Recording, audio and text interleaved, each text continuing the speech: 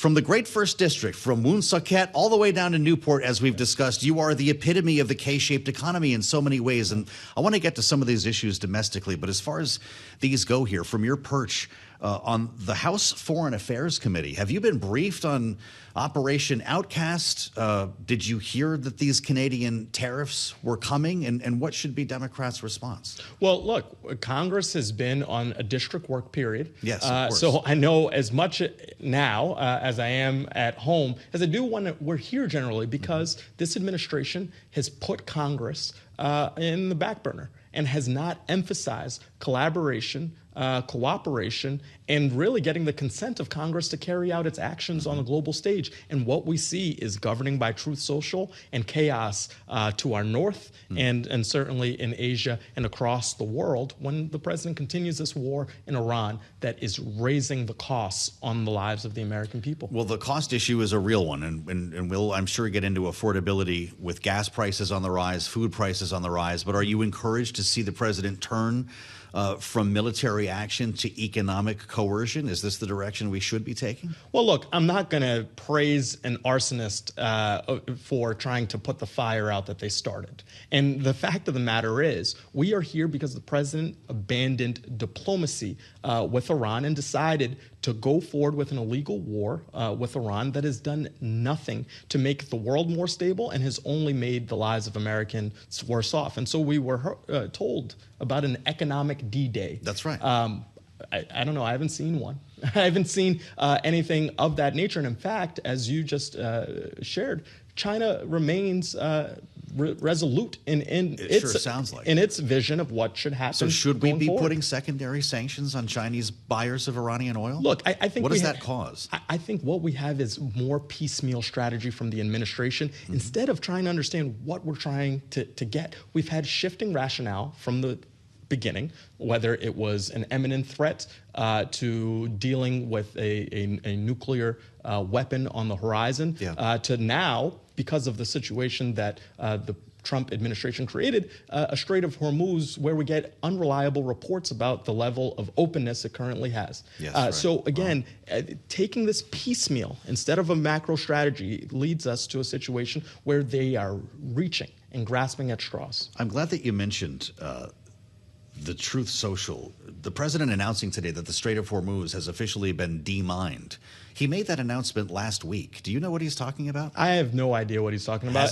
So was it mined and has it been demined? And this is something that I'm seeking answers to immediately from this administration. Look, Congress will, at least the House, will return to town next week. And I'm demanding alongside my colleagues a full briefing and update on their activities, including the cost of their activities. I joined a letter with dozens of my colleagues asking for a full accounting of where we are and why the American people are feeling the pain that they are feeling at the gas pump, at the grocery store, as they're doing their back-to-school shopping.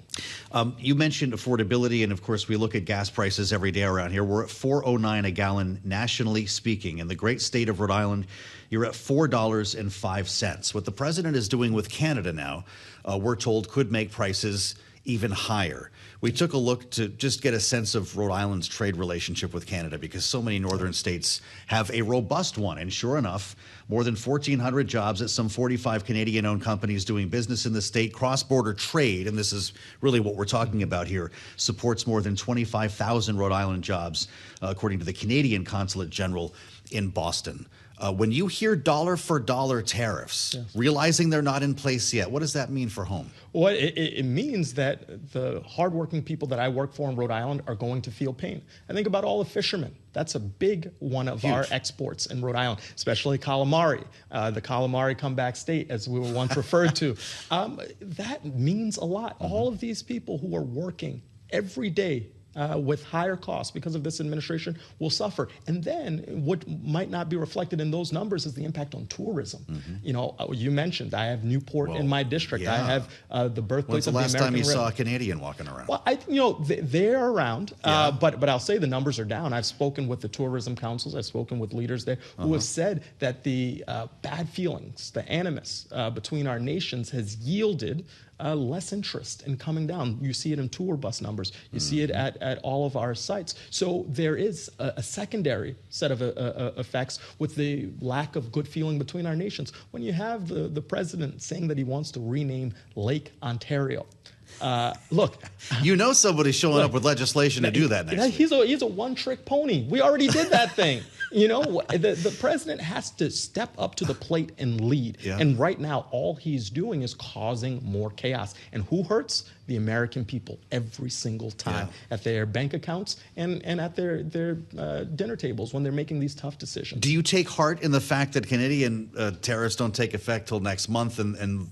those we are threatening don't take effect till January of 2027? Everybody climbs down from this, right? Have we not seen this movie? Well, brinksmanship should not be the way we operate. Yeah. There are other ways to conduct our business. We have had a trade agreement that is now in peril in USMCA that certainly has been disregarded in this moment. So I would say to the Trump administration, it's time to lower the temperature. It's time to get to the table and let's figure out how we can continue to make the lives of Americans better. You know, everything from construction materials to appliances to agriculture. Right. And now, because the Canadians are well aware that we have an election on the horizon, we see this hurting states where people have already been hit by the tariff regime that we saw previously, in addition to the high cost of living driven by the higher cost of fertilizer, the higher cost of machinery, all of the things that may be passing through the Strait of Hormuz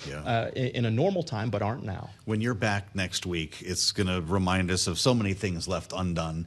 What will happen between now and the midterms? Will we actually see a CR codified? Do we have to worry about a government shutdown? Well, look, I hope that cooler heads prevail. The Senate came to a bipartisan agreement to take us through December 11th, which happens to be my birthday. Hey. And I'm hopeful that we can pass something in the House to avert a shutdown crisis. Those are never good for anybody. That's why during the last shutdown, I pushed forward a piece of legislation to lessen the impact on women and children, the WIC program that was affected by a shutdown. We can't have working people, have children who need to eat, have the families of my district and districts across America suffer because of the chaos of the Trump administration and Republican Congress. We have to fight for lower costs and do everything we can to stop the chaos. Where are you on the request for this Pentagon? $1.5 trillion.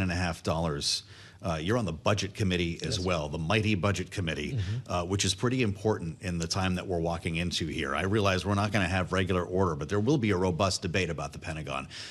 Many Democrats see that as a proxy on the war with Iran. Do you?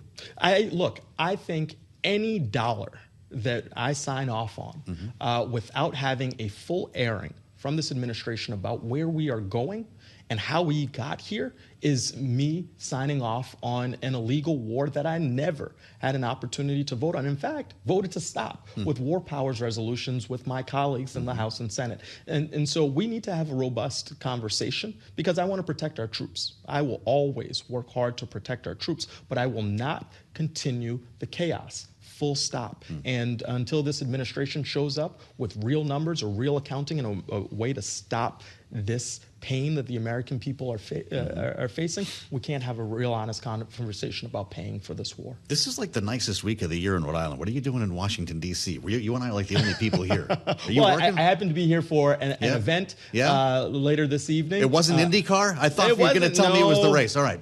I've been to the Indy 500, though. But I wasn't here for the races. All right. Well, I hope you get home for some calamari. That's what they call it on Federal Hill, right? I don't know. I still call it calamari with the marinara. Anyway, it's great to see you. My regards to the great state of Rhode Island with many friends and family.